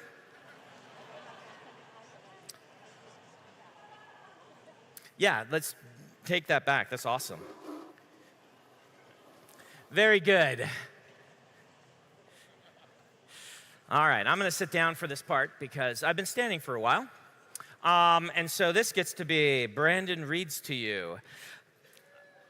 So what are we going to do here? So, moment zero. I have a bit of a problem with a reading for this one in that I do a lot in the early book establishing character, but it doesn't really tell you what the book is about. So I'm actually going to start reading to you in chapter 4. Again, this is a novella. It's 50,000 words. It does have chapters, but they tend to be pretty short. But there is some setup that you're going to be missing. So if the idea of me starting at chapter 4 of a story that you're almost certainly going to read and you don't want to start at chapter 4, then feel free to leave. I am never offended if people leave in the middle of one of my things. If you don't, for instance, you got somewhere else to be, somewhere else to do, kids to put to bed, or you just don't want to hear a reading because you don't want to be spoiled at all. Like, I am famous for sitting in movie theaters and closing my eyes and plugging my ears for trailers of movies I know I'm going to go see.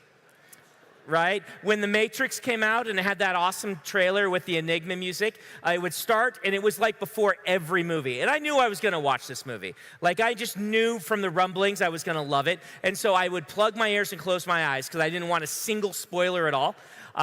So we're going to give time for people to mosey on out in case they don't, want this. But the idea is, this is a story. In fact, I think I may have talked about the premise for this story before I wrote it on my podcast with Dan. It's not one of the bad story ideas, I don't think. I had this idea only back in like July or something like that, and then I sat down and wrote the story in like August, September. And on my radar was something that I did want to have a story for the Non-Cosmere collection. We actually have had the Non-Cosmere collection ready, except for this, for like 5 years. In fact, you can go ask Ben McSweeney. We had him do art for all the stories. It was like 5 years ago. He'll probably complain to you. They've never, where's that art I did, Brandon? Well, the idea is that we wanted a new story in it, right? There's some of my Non-Cosmere stories are really fun. Perfect State was nominated for the Hugo. Snapshot has done fantastically well in Hollywood, and I have sold the rights to it like 4 times. And actually, I can't say much, but Snapshot is probably the closest thing we have to getting made right now. It's very far along in the process. And I wouldn't be surprised if during this year you got an announcement about Snapshot. That said, it will be very odd if the first thing that I ever get made is my serial killer thriller. Right? Maybe, maybe I'm just chasing in Dan's shadow in that regard. And by the way, I'm just kind of blabbing a little bit to give people time to file out. And so I wanted to do something that would go with these really great stories but there would be another reason to pick up the book in case you've already read the stories, in case you have the Perfect State Dreamer double already. It was like Perfect State and Dreamer, I think. No, it was Perfect State and Snapshot. No, it was Snapshot and Dreamer, Perfect State, and Defending Elysium. In case you already have those, there's something in here. We will probably release this on its own if you do already have all of those guys, all right? So I'm going to give you a quick primer of what happened, and then after the reading, I'll kind of explain what the premise was that made me want to write this story. So, story's about 2 cops, right? Cop 1, the guy named Dane, is kind of annoyed that his partner is moving into a desk job and they don't ever go out on the street anymore.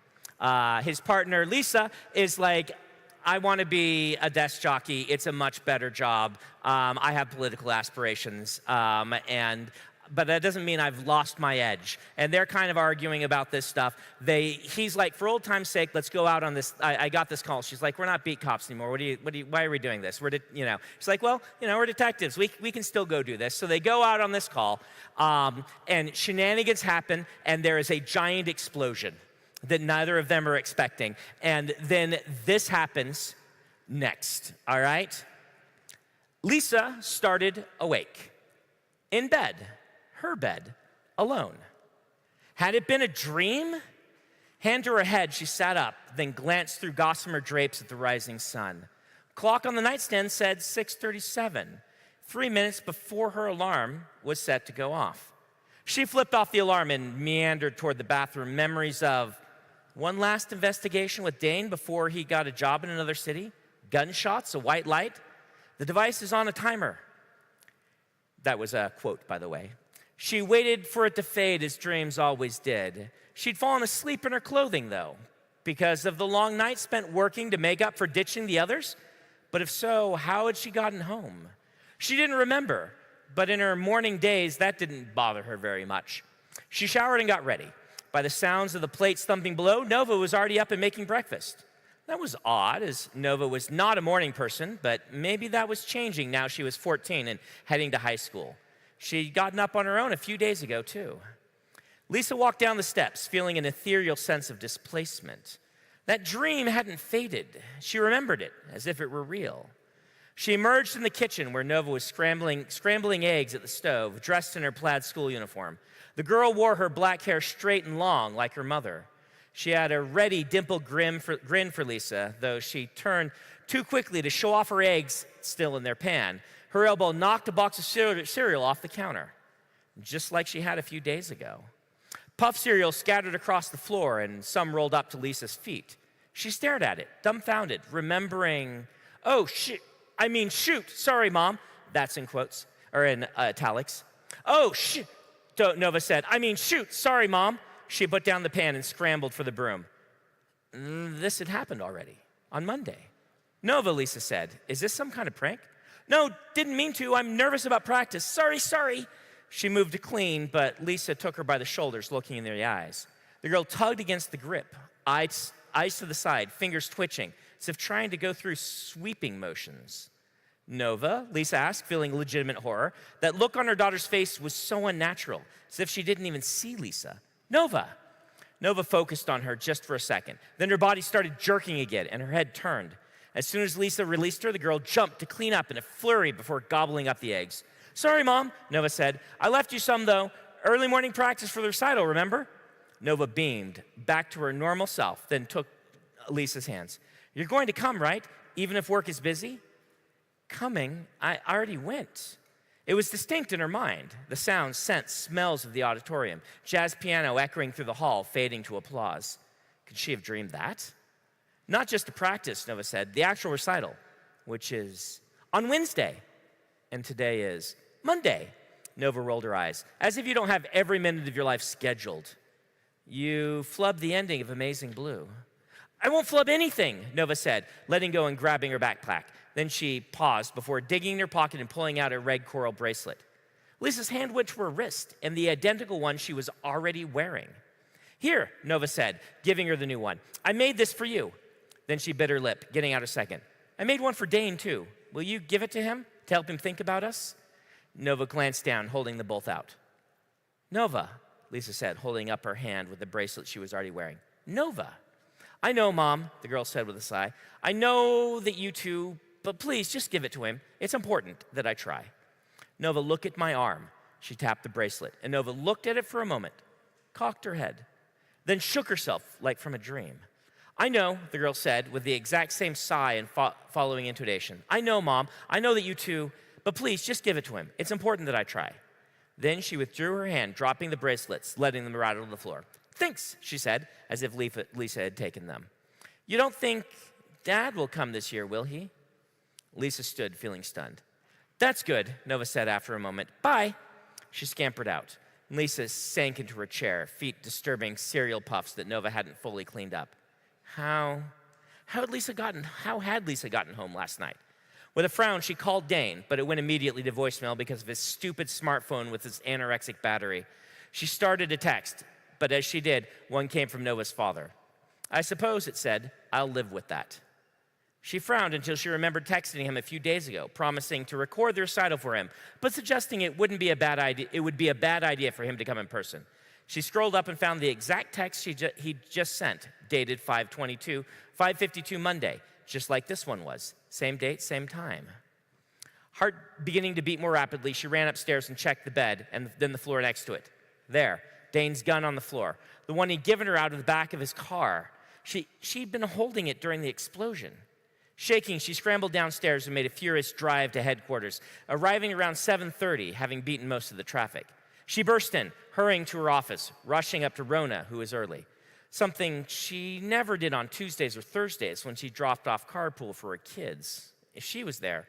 Rona, Lisa said. Rona kept typing. Rona, Lisa said, feeling something in her start to crack. Please. The woman shook, then glanced at Lisa and started. Director, you should know better than to sneak up on an armed woman like that. She said it with a smile, but Lisa's nerves were fraying, and Rona frowned soon after. Director? The Goffrey case. We're close, Rona said. Just need one of the Kim brothers to take the plea. I'll have a testimony on your desk the moment it happens. You'll have to talk to the DA, though. Good luck with that, Director. Lisa stood up, feeling a cold down to her bones. Nearby, one of the officers was passing. None of the officers passing were even looking at her. It was as if she were invisible. Even Rona went back to her typing absently and started again when she turned and saw Lisa there, as if she'd forgotten. Davis walked in with coffee for his team. Monday was his day. Whiteboard had a perfect replica of Lisa's notes from Saturday, the one she'd raced on Tuesday night to outline their battle plan for the actual arrest. She glanced at her office. Glass was cracked on the floor. They'd replaced that on Monday. Or cracked in the door. They'd replaced that on Monday. Oh, heck. Dane, she whispered. She put a hand on Rona's shoulder, and who was startled again. Director, you still worried about the case? Dane, Lisa said. Is he in? Director, it's before noon. What do you think? Lisa began walking out faster with each step until something even more unnerving happened. People started turning toward her and noticing her, smiling and waving, suddenly saying good morning because it was 7:48. That was around when she normally arrived at the office, probably the exact time she'd arrived on Monday, the other Monday. Now that she was supposed to be here, people suddenly began interacting with her like normal. But this was anything but normal. She fled. Back to her car, she drove to Dane's apartment, which wasn't too far, but there was more traffic on the road now, and people kept almost hitting her. It happened 5 times. After the 5th car swerved away and honked, Lisa parked and walked the rest of the way. She had to try twice to get Tim, the beanpole of a doorman, to notice her. Ah, Miss Lisa, he eventually said. Dane, she said, sweating. Has he come out today? Nope, Miss Lisa, Tim said. After all, it's before noon. Yes, I know. She rushed past the broken elevator, the thing had been out of service for years, and rushed up the steps to the 2nd floor. Breathing deeply, she there forced herself to adopt a semblance of calm. Something had happened to that house with the device, something incredible, something mind-breakingly strange. Either that, or she was going insane. If it had happened to Dane too, would Tim have even noticed him leaving? She used the spare key, she kept meaning to give it back, to get in. The place smelled of a distinct scent, call it low to bachelor, mingling odors of leftover Chinese, beer cans in the recycling, and dirty clothing piled in the tiny laundry room. Dane wasn't slovenly. In her best days, in her beat days, she'd seen slovenly and beyond. He was average, at least for people who lived on their own and didn't often have visitors. She pushed open the bedroom door, and he wasn't there. Bed was messy, but that didn't mean much. His phone, however, was on the stand. He'd forgotten to plug it in, and she got a dead battery sign when she tried to turn it on. She couldn't imagine him going out and forgetting it, but maybe if he was confused like she'd been when first waking. Only his sidearm, standard precinct deputy weapon, FN 509, hung in a holster from a peg by his bed. He only locked it away when someone was staying over, and he'd never leave without it. Feeling confused, exhausted, and overwhelmed, Lisa sat down quietly on the corner of his bed. Somehow, impossibly, that white light had sent her 3 days in the past. But where or when had it sent Dane? Chapter 5. Dane groaned, feeling like the bits of gravel that got stuck between the grooves on the bottom of a pair of combat boots.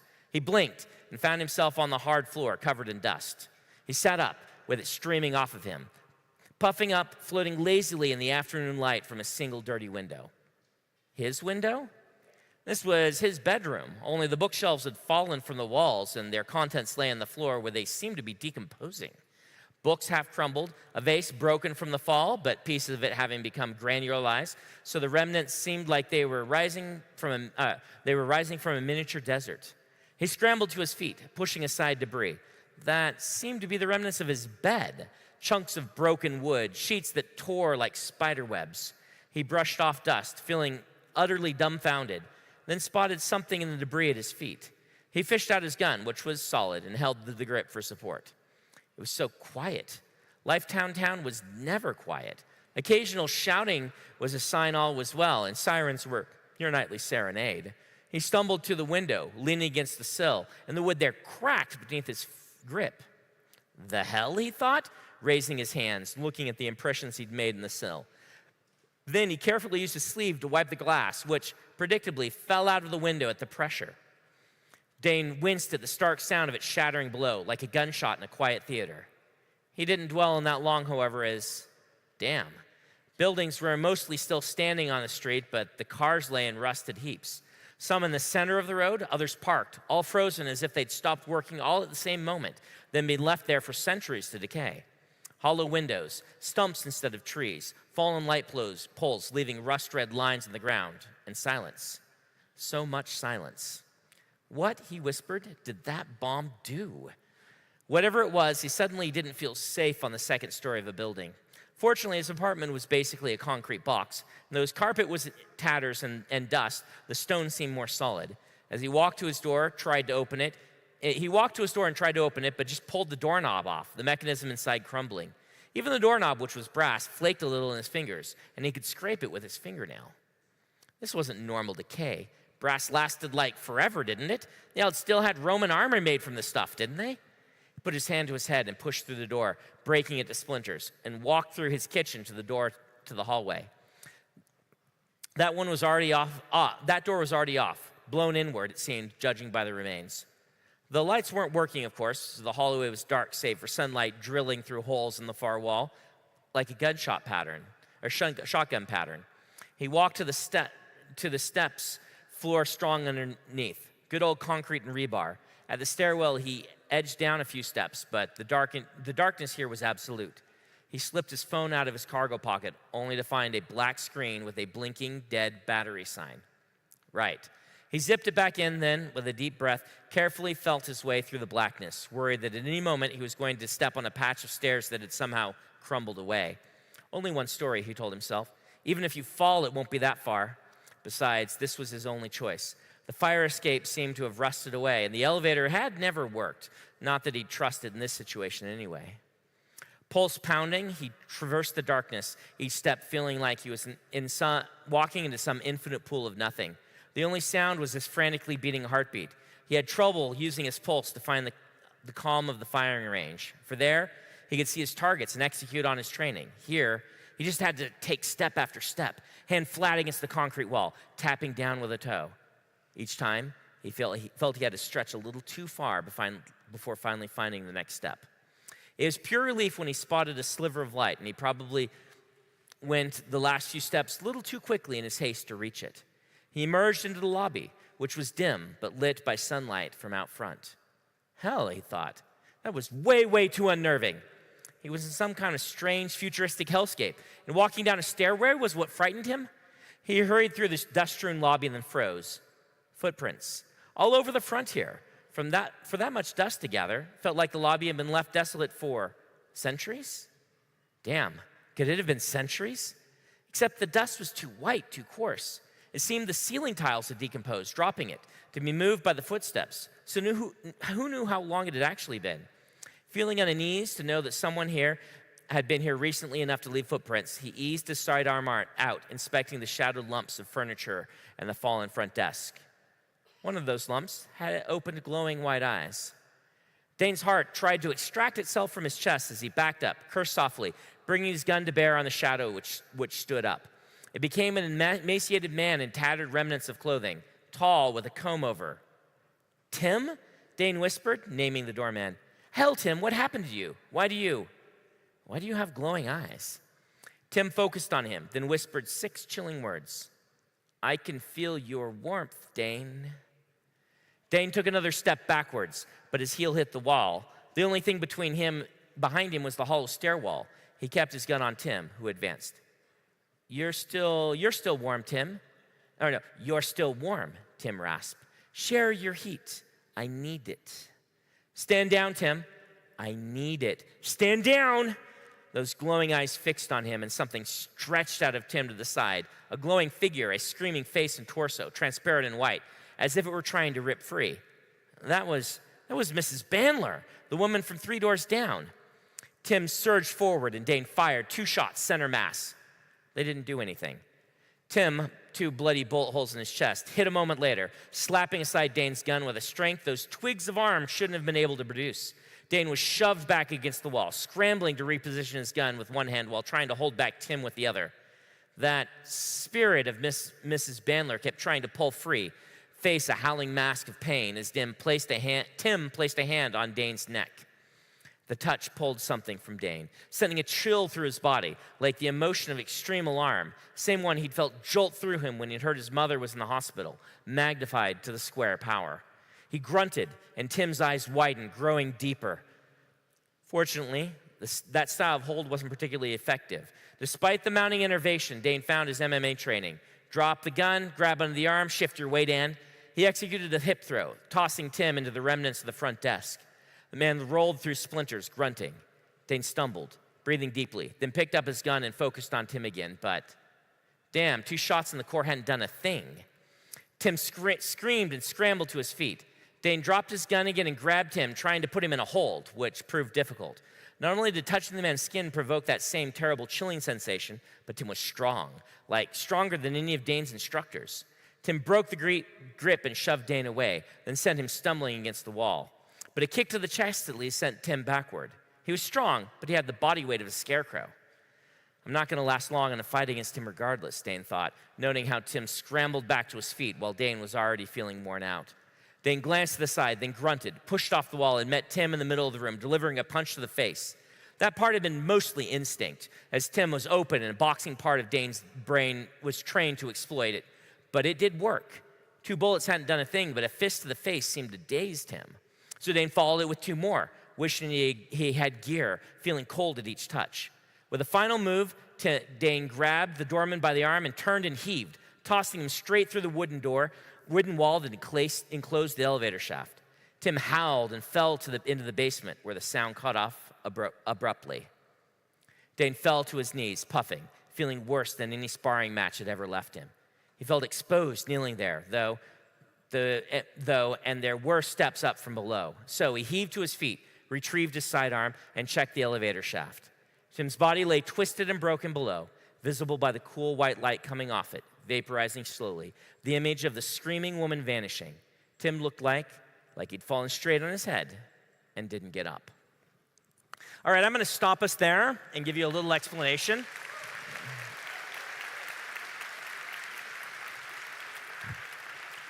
So I can't quite finish that chapter, but very soon after, Dane finds out it's only been 3 days in his timeline as well. So what is the premise of this story? One gets sent back 3 days, one gets sent forward 3 days, and they have to figure out what happened and try to stop it. And that was the idea that really made me want to write this. 3 days back, 3 days forward. Why is his 3 days in the future and it feels like a post-apocalypse? What is happening to her, and why can't anybody notice her? And how can they solve what happened in those chapters that unfortunately you didn't see, which have the mystery of what's going on, and then kind of try to make it a nice puzzle story, approaching it from 2 directions. So that's moment 0. Moment 0 being the moment where the explosion happened. I hope you guys will all enjoy it when it comes out next year. I have to do a bunch of revisions, so be aware. That's first draft. I haven't even looked at what the law enforcement professionals wrote when I gave them the story, and I'm sure they are screaming. If there's any in the audience, I'm sorry that I haven't gotten your changes in.